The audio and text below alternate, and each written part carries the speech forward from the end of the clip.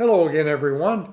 Welcome to the Adult Sunday School lesson for October the 12th, 2025. It's another Old Testament lesson from the book of 2 Kings entitled Swallowing Pride. This is the second Sunday in our chapter entitled Wrestling and Watching, in which we are looking at lessons of how people have dealt with difficult situations in their life, like pride, grief, anger, failure, and guilt. Last week it was crying for help from Habakkuk. Today it's swallowing pride from 2 Kings. And we have two more lessons this month. In these lessons, we're finding that the key to success is to live faithfully in and through the troubles in our life. In other words, we can't wish for no trouble. We're going to have trouble if we're alive, but the trick is to manage those troubles and to live faithfully through the difficult situations. Our lessons come from some familiar and some unfamiliar passages. Today's passage, I would say, is relatively familiar in that I've heard sermons preached from this text before, so it's not like we are unaware of what the Scripture says with regard to our subject today. We're dealing with pride. Pride can be a good thing. It's not bad to be proud of accomplishments, to be proud of your children, to be proud of your spouse and their accomplishments. So pride in itself is not bad. It's kind of like money. They say that money is the root of all evil. No, money can be a tool. It can be used for good or bad. And pride can also be used for good or bad. A healthy level of pride helps us navigate through life's problems. That's what the subject of this month's lessons are. But unhealthy pride corrupts us into placing too much emphasis on material things and superficial things. Pride can extend into arrogance, and prideful arrogance leads to isolation. We don't want to be with other people, and other people don't want to be with us. We think that others may be beneath us, even when we desperately need their help. So swallowing our pride can put us back into the game of people helping and thankful living, which is where we want to be. So how do you do this? What does swallowing pride mean? I looked this up in some dictionaries and found that swallowing pride means to humble yourself and suppress feelings of arrogance, shame, or embarrassment in order to do something you would prefer not to, such as apologizing, asking for help, or admitting you are wrong. It's hard sometimes to do these things. Swallowing pride involves setting aside ego and any feelings of being superior in order to achieve a desired outcome or to do the right thing. So this is a worthwhile skill to cultivate in our lives. Actually, there's a process for swallowing pride. 4-step process goes something like this. Admit that we're wrong. Acknowledging mistakes without being defensive is a hard thing to do, but nobody I know is perfect. We all make mistakes. So a key to managing pride is to admit when we are wrong, and then to suppress emotions associated with that. Set aside anger in order to act in a helpful way. Then be humble. Forget arrogance and overconfidence. Realize we don't have all the answers. we are incomplete in ourselves and find it useful to connect with others who can help us. And then to take action to meet our problems despite initial discomfort. Even one small step is helpful. The image is when we go on a journey, we don't wait until we get all green lights. We go as far as we can and then move on from there. So swallowing pride is a process that starts with acknowledging we're wrong, setting a limit on our emotions, throwing out of the window any arrogance that we might have, and then to actually do something, take action. Our lesson is from the book of 2 Kings. And the main point in this book is that God allows invaders to wipe both Jewish nations, that would be Judah in the south and Israel in the north, off the map in punishment for centuries of sin, particularly the sin of idolatry. The book of 2 Kings, or the book of 1st and 2nd Kings, in the Hebrew scriptures, it's considered a single book. In the Christian scriptures, it's divided into two parts because they're big books, many chapters to begin with. But in the book of Kings, we see that God's covenant with the people is not unconditional. There are objectives, situations that the people needed to comply with in order for God to keep his part of the agreement. But through the years, people have decided that Yahweh is no longer their God. And so they sin up a storm. The book of 2 Kings outlines many of those sins.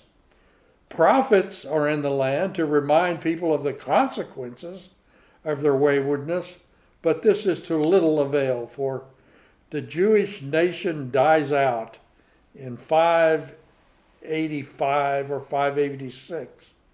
Before the Common Era, Jerusalem is destroyed, survivors are exiled to Babylon.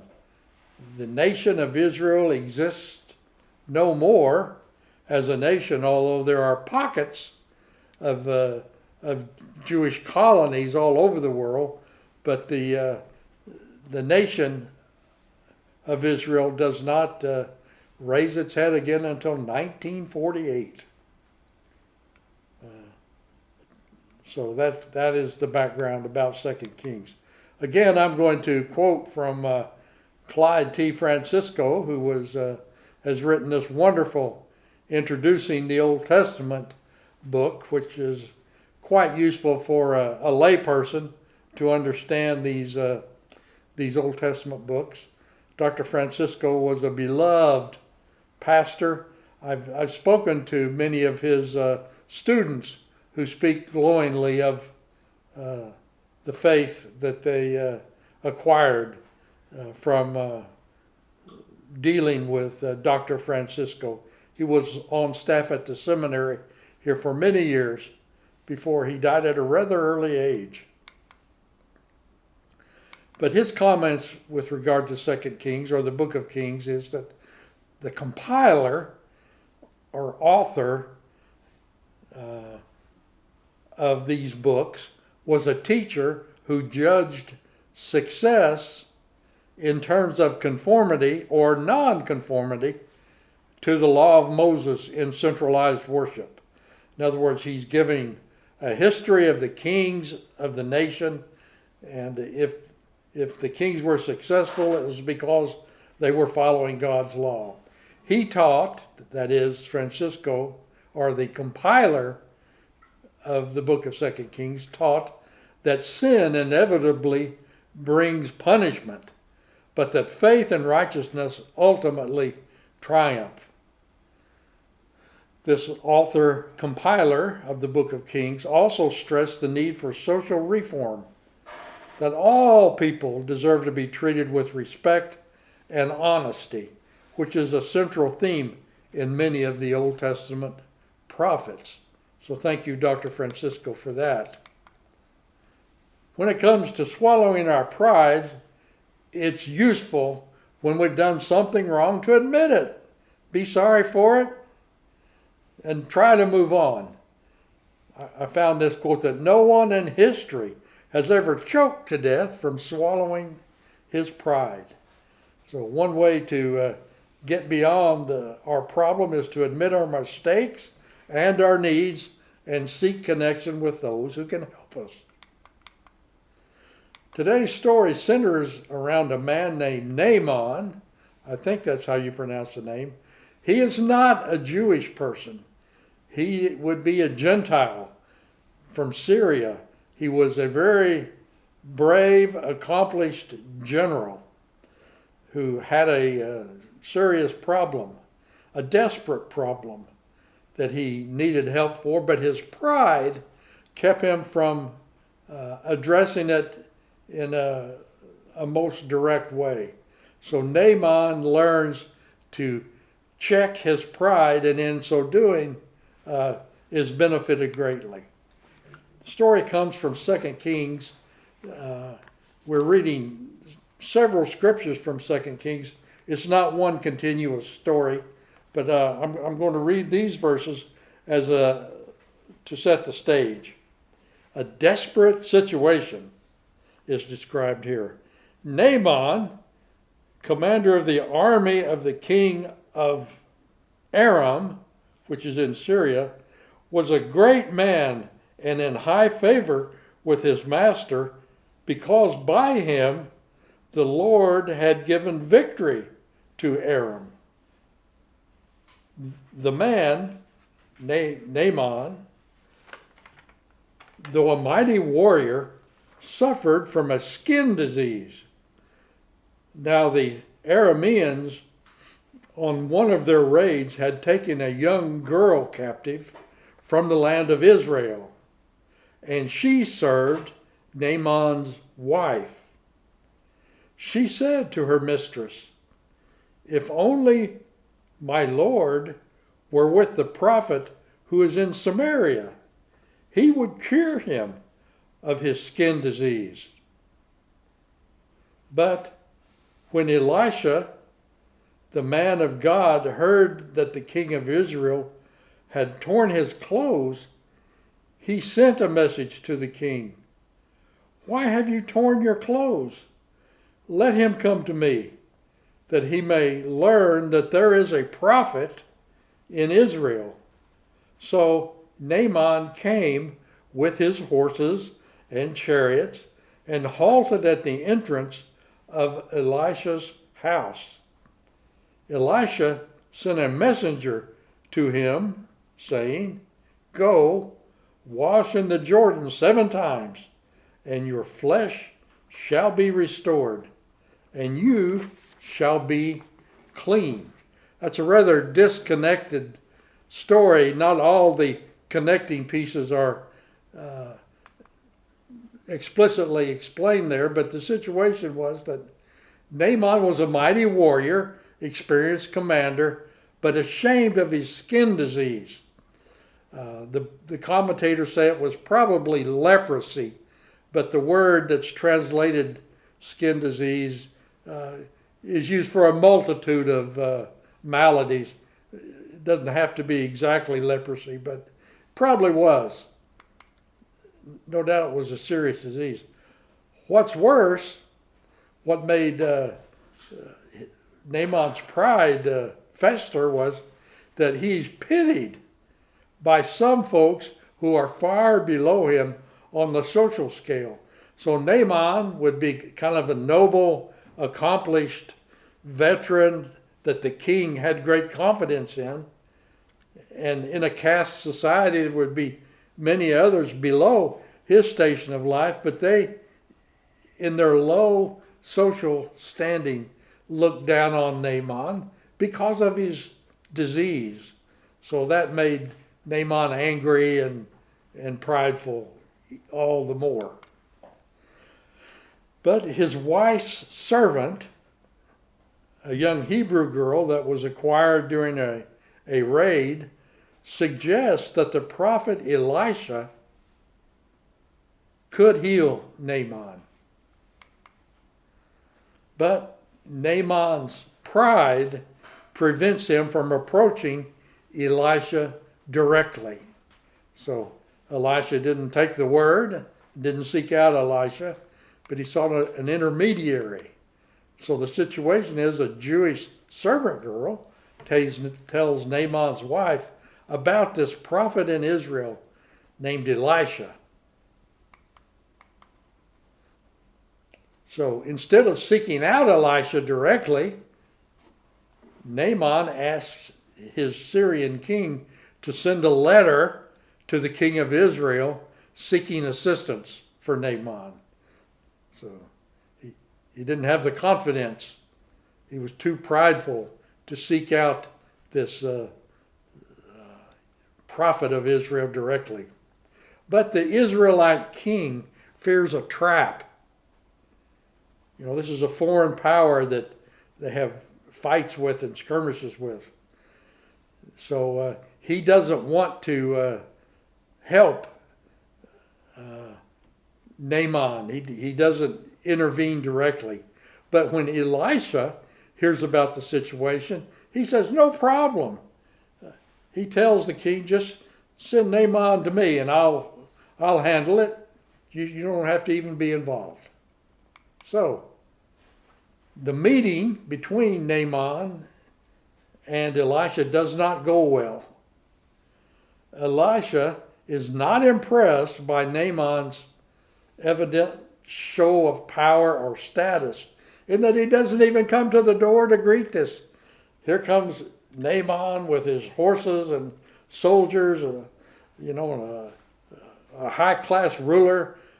He comes to Elisha's door, but Elisha doesn't even direct him personally, but sends a servant. And so Naaman feels snubbed by this Israelite nobody who said, oh, in order to be cured, all you have to do is dip 7 times in the Jordan River just down the street here. Can you imagine that? So Naaman had high expectations of pomp and circumstance, and probably thought he needed to do something extravagant. But he's not even greeted personally by Elisha, and is told, just go down the road there to this muddy stream and dip 7 times.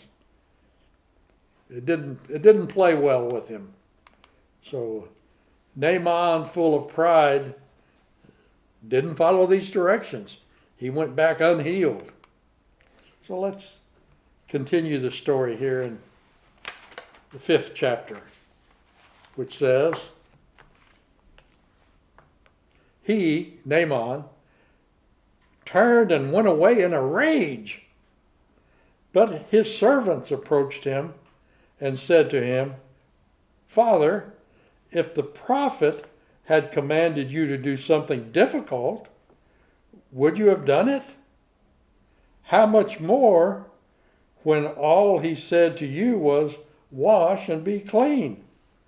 So he went down, Naaman, went down and immersed himself 7 times in the Jordan, according to the word of the man of God, that's Elisha. His flesh was restored like the flesh of a young boy, and he was clean. Then Naaman returned to the man of God, Elisha, he and all his company. And he came and stood before him, Elisha, and said, Now I know there is no God in all the earth except in Israel. Please accept a present from your servant. Get the shift there? Originally, Elisha sent word that if Naaman comes and visits me, he will know there is a prophet in Israel. But as a result of Naaman following the instructions of this prophet, Naaman acknowledges that there's a God in Israel, not just a prophet. So Naaman originally felt insulted and enraged at these brush-off instructions from Elisha. Wash in the muddy Jordan instead of the clean rivers of Syria?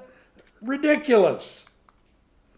Too simple for such a serious disease of such an important man, me.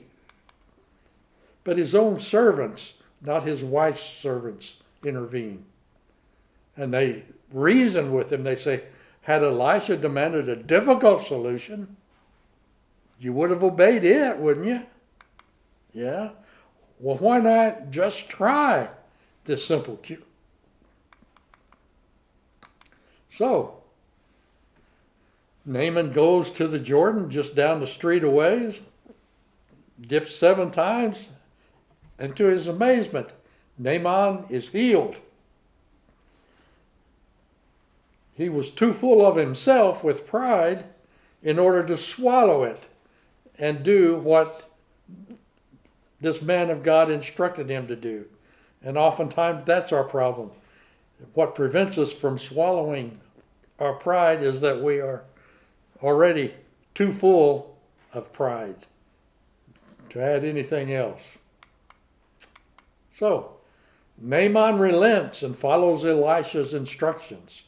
He washes 7 times in the Jordan, and his disease is miraculously cured. A newly humbled Naaman returns to Elisha with thanks and praise, not only for the prophet, he knew there was a prophet in Israel, but also for the prophet's God, Yahweh. He learned that there is also a God, or the only God is the God of Israel. So Naaman's public thank you is both an apology to Elisha, I should say, on this slide, and a testimony to God. It's an apology to Elisha and a testimony to God. The Baptist commentator on this text says, Naaman's vow that there's no other God than Yahweh is an advanced theological concept for that day and had only begun to emerge with clarity within Israel, let alone within Gentile lands such as Syria. His offer of a gift, Naaman's offering of a gift to Elisha, seems genuine gratitude for his healing. Leprosy was feared due to its physical suffering, no cure for it. Generally, it brought death, but also because of social rejection. Lepers were ritually unclean and thus isolated from holy things and from common people. You wouldn't want to be infected with leprosy. But there's more to the story, which is not in our text today. I have a few minutes to go into this. Naaman, when he visits Elisha, makes 2 requests of Elisha. He wants some dirt from Israel. Think of that. Can I have some dirt? Which reflects the common belief that gods were somehow connected to the land itself. So the God of Israel was somehow connected to the soil of Israel or the dirt of Israel. And if you went away from the dirt of Israel, you may be going away from the God of Israel. So you can see this, it seems a superstitious belief to us that God would dwell in the dirt. And the second thing that Naaman requests is forgiveness, or a dispensation is another way to say it. For a future act, he was planning on accompanying the king of Syria in visiting another land or another pagan shrine. And so ahead of time, he asked Elisha for forgiveness for entertaining some pagan idea. Perhaps he feared his leprosy would return if he did something un-Jewish or something that would be unclean in Elisha's eyes. So that was his 2 requests. Give me some dirt and forgive me if I accompany my Gentile king to a pagan land. The commentators say Elijah apparently grants both requests because he gave Naaman the traditional benediction, said, "Go in peace." So evidently Elisha met the requests of Naaman in that regard. What's funny about this is you can read about this Naaman's jars of dirt as one of the weird practices, weird stuff from the Bible. It symbolizes a modern day strain also, in that we do not fully understand many spiritual truths. Naaman didn't. We don't today understand how God blesses us. We benefit from it, but when we start trying to analyze it or draw it in great detail, draw conclusions, and try to be in control of it, we make the same mistake that Naaman does. Naaman thought that God abides in the land itself. If he has Jewish land, then he has Yahweh. So this idea of over literalizing some spiritual blessings we receive is really a misstep. We just need to be thankful for the mystery of God working in our life and not try to control it or go the next step. I see many people who, with regard to giving offerings to God, they think that you can control God somehow by giving a certain amount or in a certain way. In much the same way, Naaman thinks that you can control God if you have some Israeli dirt. So this was a lesson for me in this text that's sometimes overlooked. That we receive blessings from the Lord.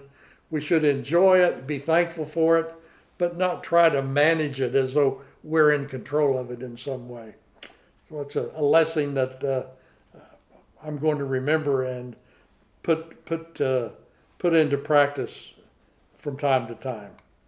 So the issues for us today are, each one of us is gifted and unique, and each one of us can find ourselves helpless and desperate. These problems come into our life even though we're fully functioning, competent adults. We have peaks and valleys in our life. We should never allow our pride to keep us from asking for help when we really need it. Nor should we withhold help from those who ask for our assistance. Pride can be a detriment to living the Christian life as well, because we think we're somehow better than some in the world. The New Testament model is to pull your own weight, in other words, do what you can, not to be a burden on others, but when we're overcome by helpless, desperate situations, we can help bear one another's burdens. There's a light weight that we are to take and manage ourselves, but there are also major burdens that come our way that we need to ask, for which we need to ask for help, such as this is spelled out in detail in Galatians 6:2. That's what I get from it anyway. Well, thanks for joining me today. Again, don't take me too seriously, but do take the Scripture seriously. It deserves serious study and our best efforts. The lesson is presented with no commercial value or intent. Please do remember our prayer concerns. Be grateful for the blessings you have received. Lift up others who have needs of which you are aware. And I hope to see you next week as we continue with our study of how to overcome the difficulties we experience in the spiritual life. Many thanks to Daryl Elster, our Minister of Technology, who produces, directs, troubleshoots, and loads these lessons onto YouTube weekly. Daryl, we appreciate you so much. Until next week, I will say goodbye.